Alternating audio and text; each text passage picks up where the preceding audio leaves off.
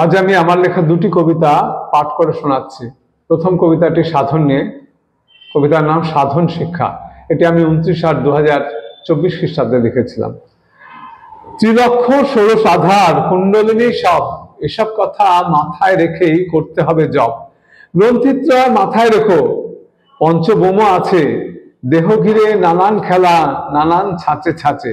চক্র নয় 10 বায়ু, আছে তাদের গুণ, নিপুণ হাতে সাধতে হবে আপন সাধন তুন।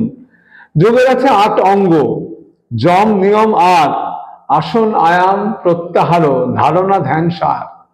সবার শেষে সমাধি সেই, আছে নানান যোগ, মন্ত্র হঠ লয় ও রাজ, ভক্তি কর্ম সংযোগ। আছে ক্রিয়া যোগ এক, শ্যামাচরণ নাম, যোগী তিনি যোগী শ্রেষ্ঠ, এই জগতেই ধাম। আছে আরো নানান সাধন, সেসব কথা ছাড়ো, আধার প্রতি লক্ষ্য রেখে সাধন যোগে বাড়ো। দ্বিতীয় কবিতাটি রাশি নিয়ে। কবিতার নাম রাশি কথা। এটি আমি 17/4/2024 খ্রিস্টাব্দে লিখেছিলাম। রাশিদের গুণাগুণ লিখি আজ খাতাতে, যতটুকু আছে ভাব যাই আসে মাথাতে।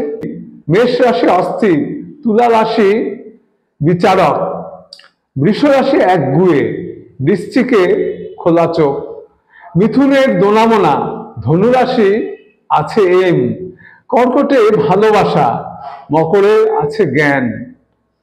সিংহ তো নেতা হয়, কুম্ভ প্রজ্ঞারূপ, কন্যার কাঁটা ছেঁড়া, মীন রাশি দেয় ডুব, স্বপ্নের তল খোঁজে, চোখ ভরা কল্প।